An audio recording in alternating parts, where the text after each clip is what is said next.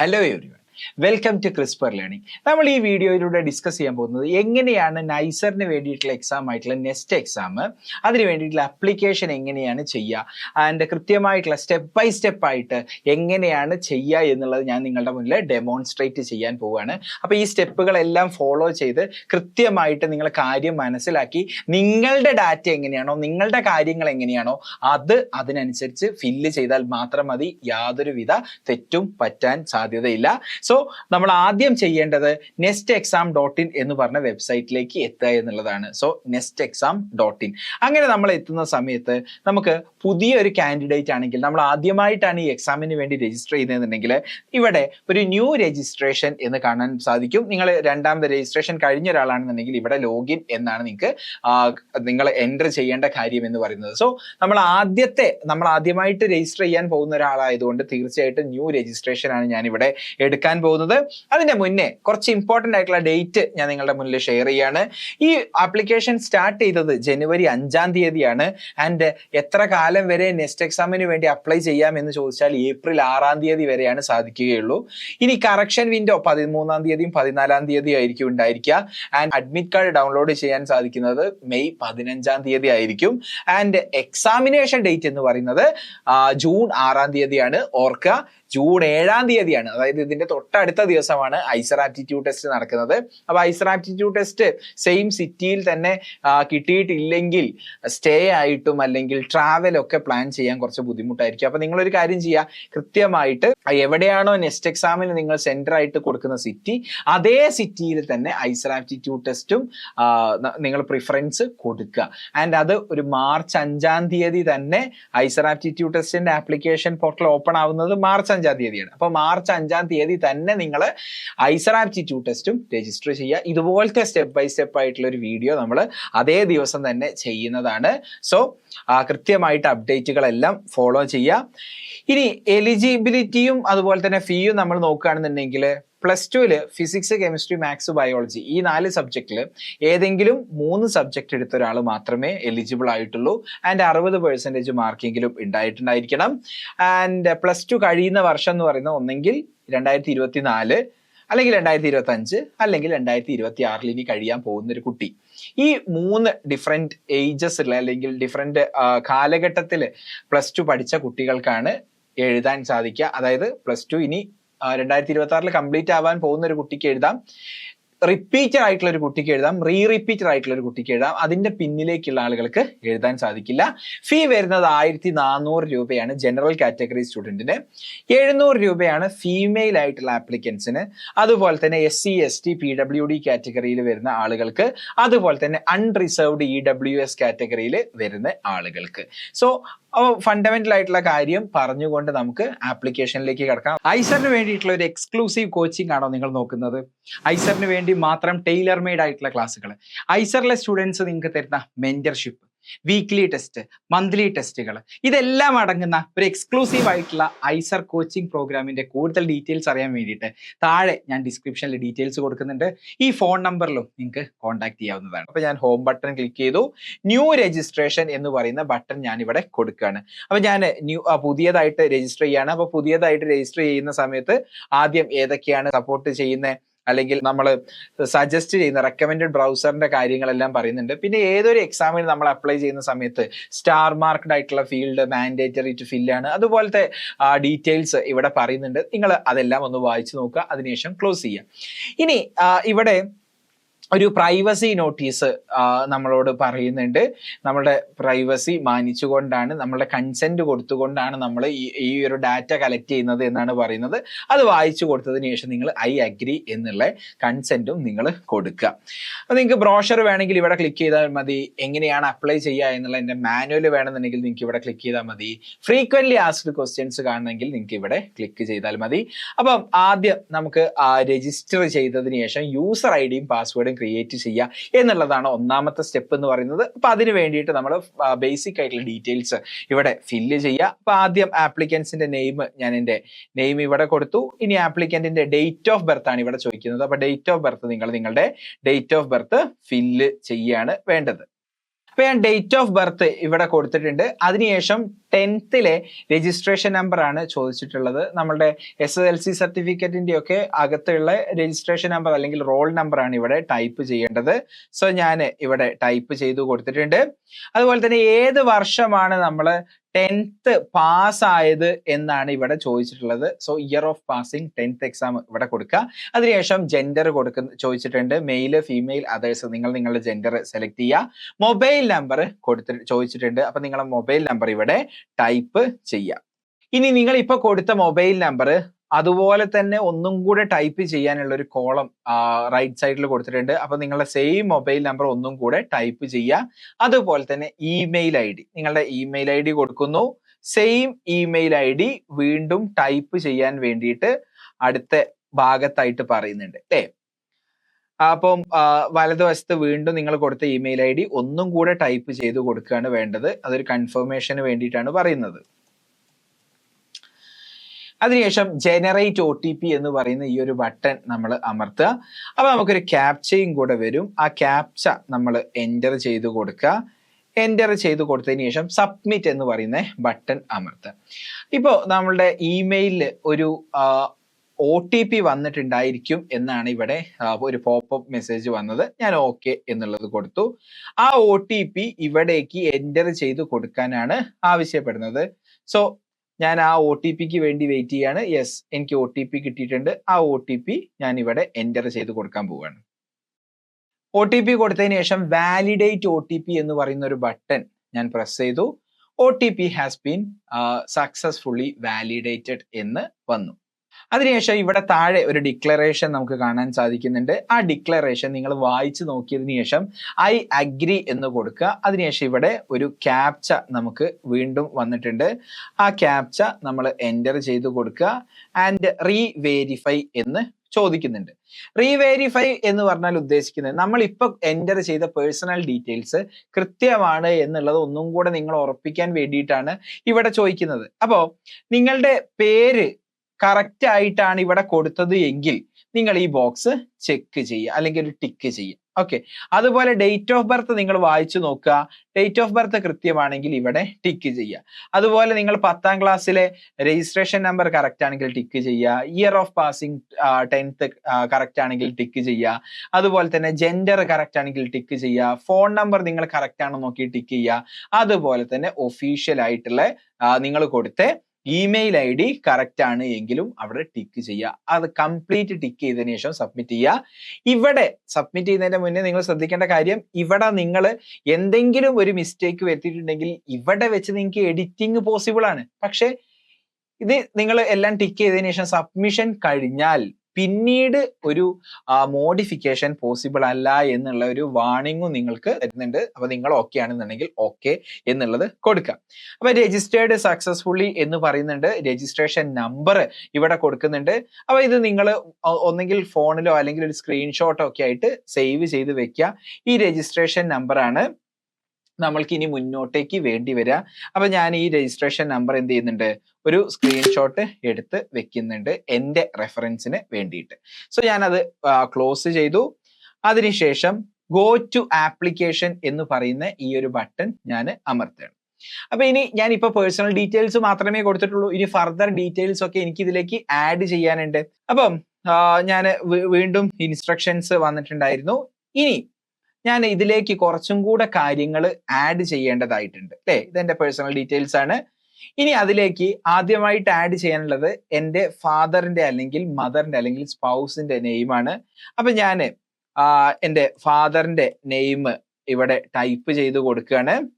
അതിനുശേഷം ഏത് കാറ്റഗറിയിൽ പെടുന്ന ആളാണ് എന്നാണ് ചോദിച്ചത്. അപ്പൊ നിങ്ങളുടെ കാറ്റഗറി ഏതാണ് അതിനനുസരിച്ച് നിങ്ങൾ ഇവിടെ സെലക്ട് ചെയ്യുക. And are you Jammu and Kashmir domicile. അപ്പം സ്വാഭാവികമായിട്ടും കേരളത്തിൽ നിന്നുള്ള ഒരാളും അങ്ങനെ ആവാൻ സാധ്യതയില്ല. അപ്പൊ ഞാൻ എൻ്റെ കാര്യമായിട്ടുള്ള നോ എന്നുള്ളത് കൊടുക്കുന്നു. ഡിസബിലിറ്റി ഉണ്ടോ എന്നാണ് ചോദിക്കുന്നത്. ഫിസിക്കൽ ഡിസബിലിറ്റി ഒന്നും ഇല്ല എങ്കിൽ നോ. നിങ്ങളുടെ കയ്യിൽ നിങ്ങൾക്ക് ഫിസിക്കൽ ഡിസബിലിറ്റിയോ അല്ലെങ്കിൽ സർട്ടിഫിക്കറ്റോ ഒക്കെ ഉണ്ട് എങ്കിൽ നിങ്ങൾക്ക് യെസ് കൊടുക്കാം. ഇനി നെയിം ഓഫ് ദ ഗാർഡിയൻ, ആരാണ് നിങ്ങളുടെ ഗാർഡിയൻ, അദ്ദേഹത്തിന്റെ പേര് കൊടുക്കുക.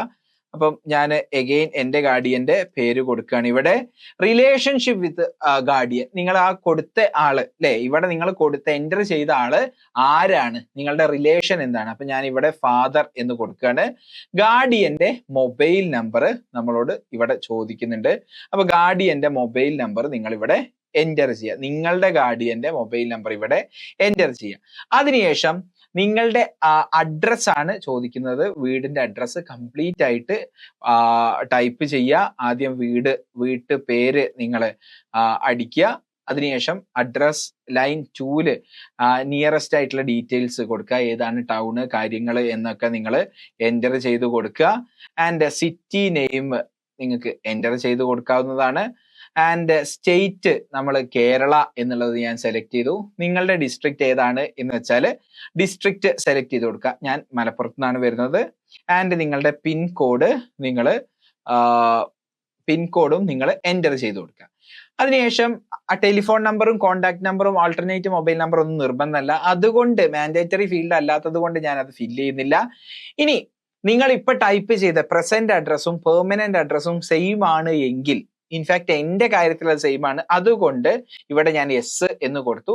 അപ്പൊ പെർമനന്റ് അഡ്രസ് എന്ന് പറഞ്ഞ താഴെ വരുന്ന ഈ ഒരു ഭാഗത്ത് ഓട്ടോമാറ്റിക് ആയിട്ട് ഫില്ലപ്പ് ചെയ്യുന്നതായിട്ട് നമുക്ക് കാണാൻ സാധിക്കും. ഓക്കെ, അങ്ങനെ പെർമനന്റ് അഡ്രസ്സും പ്രസന്റ് അഡ്രസ്സും ഇനി ഡിഫറെന്റ് ആണെന്നുണ്ടെങ്കിൽ നിങ്ങൾ മാനുവലി ഇരുന്ന് ടൈപ്പ് ചെയ്യുക, അത്രേ കാര്യമുള്ളൂ.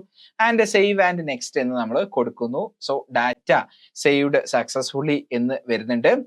ഇനി അടുത്തത് നമ്മൾ +2ന്റെയും അതുപോലെ തന്നെ 10ാം ക്ലാസ്സിന്റെയും ഡീറ്റെയിൽസ് ആണ് ചോദിച്ചിട്ടുള്ളത്. അപ്പൊ 10ാം ക്ലാസ്സിലെ ഡീറ്റെയിൽസ് ആണ് ആദ്യം ചോദിച്ചിട്ടുള്ളത്. ഏതാണ് ബോർഡ് എന്നാണ് ചോദിച്ചിട്ടുള്ളത്. അപ്പൊ ഞാൻ പഠിച്ചിട്ടുണ്ടായിരുന്നത് കേരള സ്റ്റേറ്റ് ബോർഡിലായിരുന്നു. ഇയർ ഓഫ് പാസിംഗ് നമ്മൾ ഓൾറെഡി ആദ്യത്തെ പേജിൽ തന്നെ കൊടുത്തിട്ടുണ്ട്. പെർസെൻറ്റേജ് ഓഫ് മാർക്ക് ഇവിടെ ചോദിക്കുന്നുണ്ട്. അപ്പൊ നിങ്ങളുടെ പെർസെൻറ്റേജ് എത്രയാന്നുള്ളത് കൃത്യമായിട്ട് ടൈപ്പ് ചെയ്യുക. ഇനി +2ന്റെ ഇക്വലന്റ് ആയിട്ടുള്ള അല്ലെങ്കിൽ +2ന്റെയോ അല്ലെങ്കിൽ ഇക്വലന്റ് ആയിട്ടുള്ള എക്സാമിന്റെയോ ഡീറ്റെയിൽസ് ആണ് ഇവിടെ ചോദിച്ചിട്ടുള്ളത്. അപ്പം +2ലും ഞാൻ കേരള ബോർഡാണ് പഠിച്ചിട്ടുണ്ടായിരുന്നത്. അപ്പൊ ഞാൻ ഇവിടെ Kerala board of higher secondary education board select ചെയ്തു. ഇയർ ഓഫ് പാസിംഗ് ഞാൻ 2025 എന്നുള്ളത് കൊടുക്കുകയാണ്. ആൻഡ് അതിനുശേഷം മാർക്കിന്റെ പെർസെൻറ്റേജ് ചോദിക്കുന്നുണ്ട്. അതിൽ ഞാൻ പെർസെൻറ്റേജ് മാർക്ക് കൊടുക്കുകയാണ്. അതിനുശേഷം സേവ് ആൻഡ് നെക്സ്റ്റ് എന്ന് പറയുന്ന ബട്ടൺ അമർത്തുകയാണ് ചെയ്യുന്നത്. വീണ്ടും ഡാറ്റ സേവ്ഡ് സക്സസ്ഫുള്ളി എന്ന് നമുക്ക് വരുന്നുണ്ട്. ഇനി എക്സാം സിറ്റി പ്രിഫറൻസ് ആണ് നിങ്ങളോട് ചോദിച്ചിട്ടുള്ളത്. 3 പ്രിഫറൻസ് ആണ് നമ്മൾ കൊടുക്കേണ്ടത്. ഇതിൽ ഏത് പ്രിഫറൻസും നിങ്ങൾക്ക് കിട്ടാം എന്നുള്ളത് മനസ്സിലാക്കിക്കൊണ്ട് നിങ്ങൾക്ക് പോവാൻ കഴിയുന്ന സാഹചര്യമുള്ള ജില്ലയിൽ തന്നെ നിങ്ങൾ പ്രിഫറൻസ് കൊടുക്കുക. സോ ഇനി അപ്പം ആ ഒരു കാര്യം പറയുന്നുണ്ട്, നിങ്ങൾ കൊടുക്കുന്ന പ്രിഫറൻസ് നിർബന്ധമായിട്ട് നിങ്ങൾക്ക് കിട്ടണം എന്ന് നിർബന്ധമില്ല എന്നുള്ളത് ഇവിടെ പറയുന്നുണ്ട്. അത് നിങ്ങൾ അക്നോളജ് ചെയ്യുക, ഇവിടെ ഒരു ടിക്ക് ചെയ്യുക. ഇനി സ്റ്റേറ്റിന്റെ പ്രിഫറൻസ്, ആദ്യത്തെ സ്റ്റേറ്റ് ബൈ ഡിഫോൾട്ട് നമ്മൾ എല്ലാവരും എന്തായാലും കേരള ആയിരിക്കും കൊടുക്കുക അല്ലേ. അങ്ങനെ കേരള എന്ന് നിങ്ങൾ സെലക്ട് ചെയ്യുക. എന്നിട്ട് എവിടെയാണ് സിറ്റി ഞാൻ എൻ്റെ വീടിന്റെ അടുത്തായതുകൊണ്ട് മലപ്പുറം എന്ന് ആദ്യം കൊടുത്തു. ഇനി രണ്ടാമത്തത് ഞാൻ കേരള തന്നെ സെലക്ട് ചെയ്തു. ഇനി അടുത്തത് വീടിന്റെ അടുത്ത് എന്ന് പറയുന്നത് കോഴിക്കോടാണ്. അപ്പൊ ഞാൻ കോഴിക്കോട് എന്നുള്ളത് സെലക്ട് ചെയ്തു.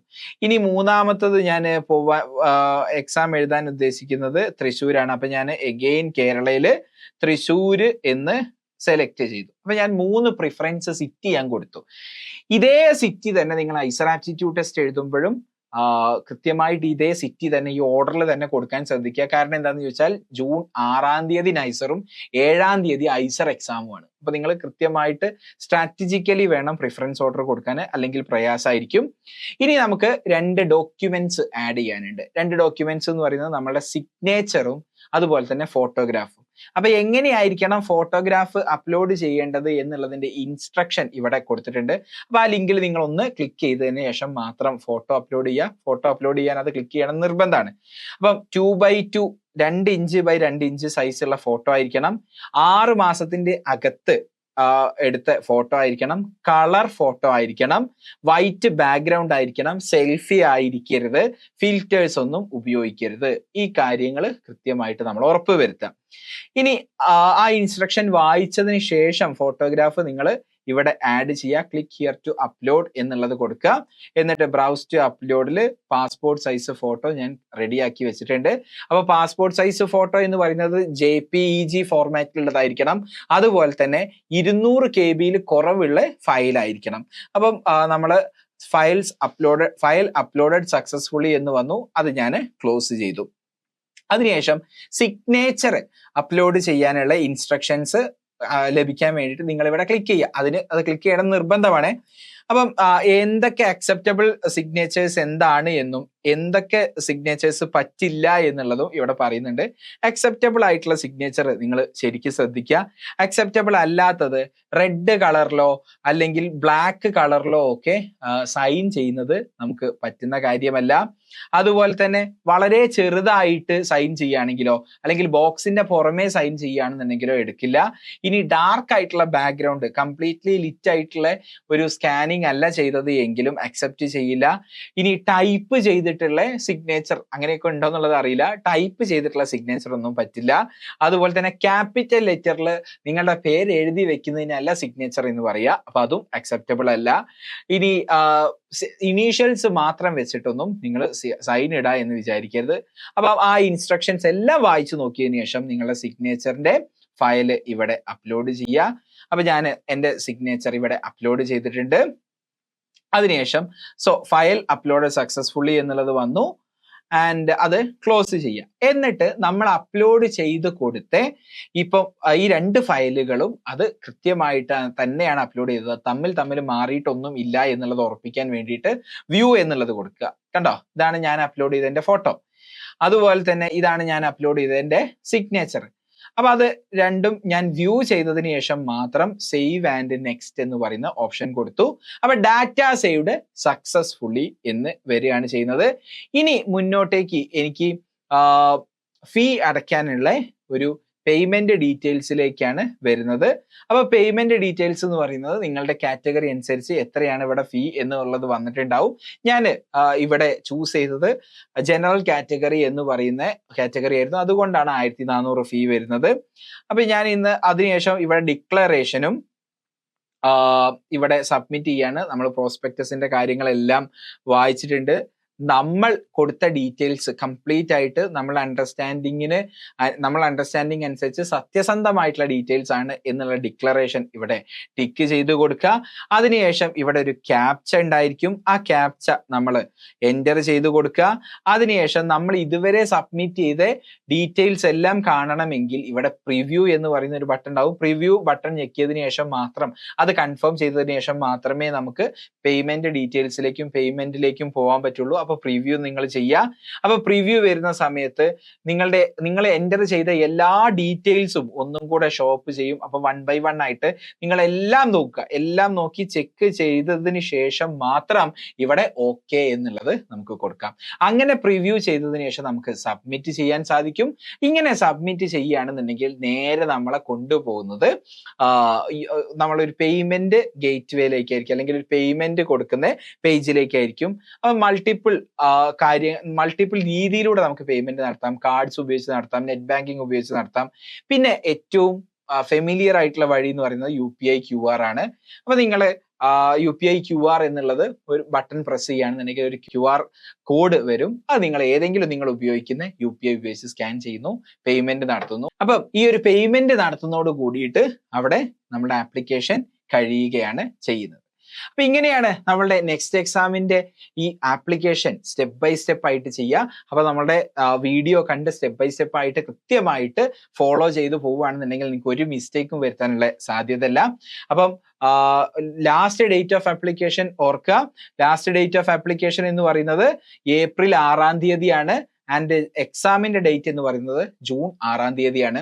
അപ്പോൾ നിങ്ങൾ ഇനി മുന്നോട്ടേക്കുള്ള പ്രിപ്പറേഷന്റെ സമയത്ത് ഓർക്കേണ്ട കാര്യം എന്താണെന്ന് ചോദിച്ചാൽ നെസ്റ്റിന്റെ പ്രീവിയസ് ഇയർ ക്വസ്റ്റ്യൻസ് ചെയ്ത് പഠിക്കണം. അപ്പൊ നെസ്റ്റിന്റെ പ്രീവിയസ് ഇയർ ക്വസ്റ്റ്യൻസ് നിങ്ങൾക്ക് ഈ വെബ്സൈറ്റിൽ തന്നെ പോയാൽ കിട്ടും. സിലബസ് ബ്രോഷർ ആർക്കൈവ് എന്നുള്ളതിൽ ഇവിടെ ക്വസ്റ്റ്യൻ ആർക്കൈവ് എന്ന് പറയുന്ന ഈ ഒരു ടാബിൽ പോയാൽ നിങ്ങൾക്ക് എല്ലാ വർഷത്തെയും PDF